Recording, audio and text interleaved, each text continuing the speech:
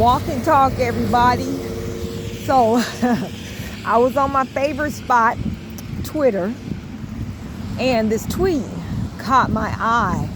It was a tweet talking about, somebody was talking about, I just can't discuss the fires going on in Los Angeles with people who are blaming DEI employees.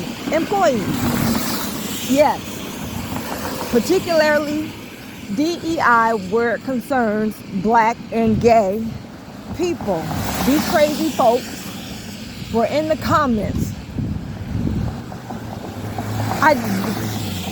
Oh my God, I thought people were gonna be like, that's silly. Who's talking like that? That ain't true. You talking to a bunch of fools. Honey, the fools was in the comments speaking on the same thing that she was speaking against. Yeah, it was, because if they're DEI, then they weren't properly vetted for the job. Oh Lord, first it was affirmative action they cried about for so many years. Now DEI and that other one I can't name, but anyway. How in the world, why in the world would administrators hire people who are not qualified to do a job just to satisfy some quota, whether it be through DEI or affirmative action or anything else that supports inclusion of all people who, by the way, have the same qualifications as the people, if not better, than the people who are crying and saying they don't. DEI is not about giving jobs to people who are unqualified for it. Neither was affirmative action. None of that was about that. They were doing just the opposite, making sure that people who were qualified for the job as much or more than quote-unquote white people got a fair chance of getting that job, because we know that without these measures, they would be hiring everybody who looks like them, whether they're qualified or not. So you have a lot of people who are not as qualified as other people who could get a job based off of their skin color. You have to be qualified to get a job, even in an environment that supports DEI from action. You probably have to be double qualified. These people feel like they are the only ones who have a right to get a goddamn job.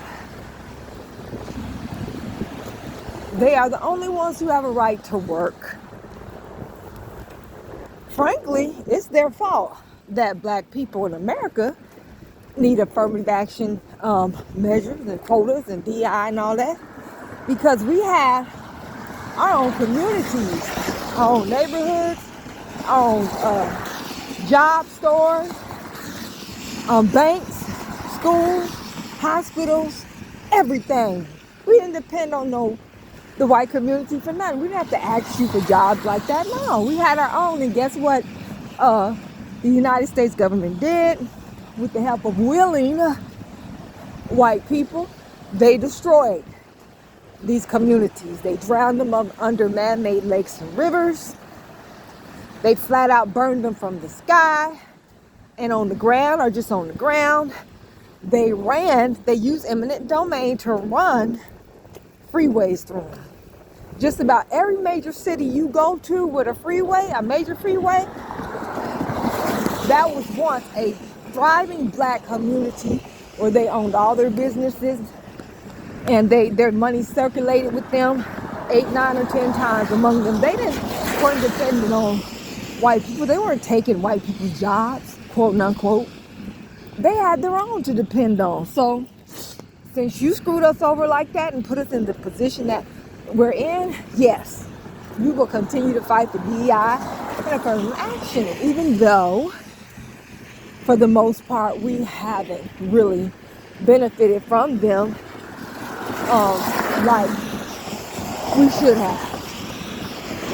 Okay, the ones that have benefited were the people that are hurt the most when they fought against it, like the Asian students who fought against affirmative action, talking about we were getting in school in spots that we didn't deserve because we didn't qualify, and they did.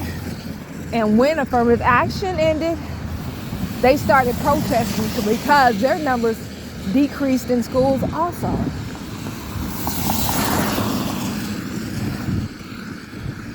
The more things change, the more they remain the same.